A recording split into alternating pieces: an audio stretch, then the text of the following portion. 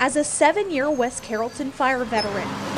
Firefighter Jesse McPherson also fights natural gas leaks.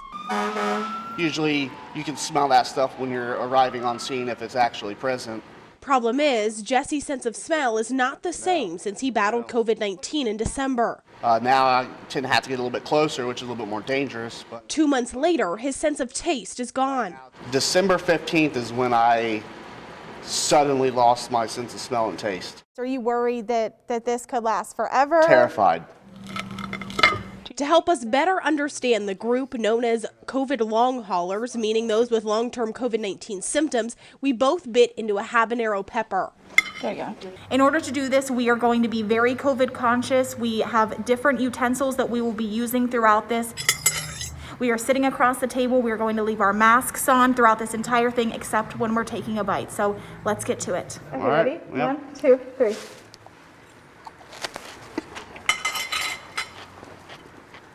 Are you good? I'm good. Are you good? No. No. Nope.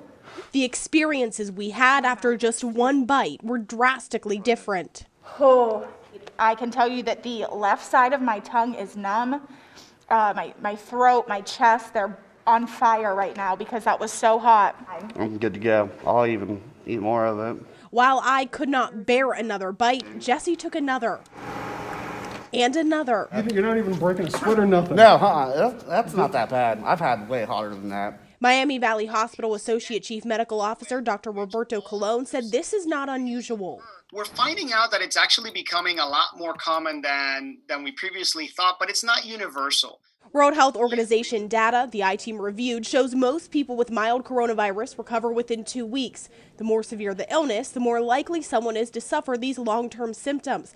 Dr. Colon said the latest research shows about half of COVID patients are long haulers. The most common thing that we're seeing is the fatigue and breathlessness. Their development similar to what scientists saw after the early 2000 SARS outbreak. 40% of those recovering from that coronavirus still had symptoms more than 3 years later. While that's useful for perspective, Colon says we still have much to learn about COVID-19. Are these permanent changes? Are these just things that are taking longer to develop for some people? And realize again, we have just about a year's worth of data. There's some thing called like smell therapy, and you basically get some essential oils and you like sniff them. Months after his diagnosis, Jesse is in training. I mean, I can smell the oils because they're very potent, obviously.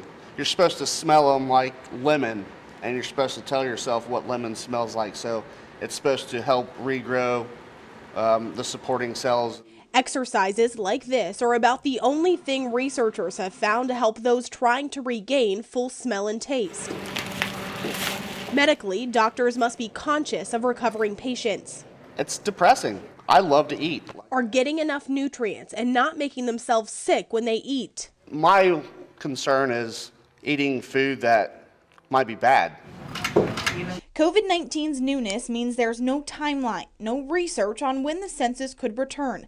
Until they do, all those impacted know, as the term they live with goes, they could be in it for the long haul. For the I-Team, Kayla Cravell, News Center 7.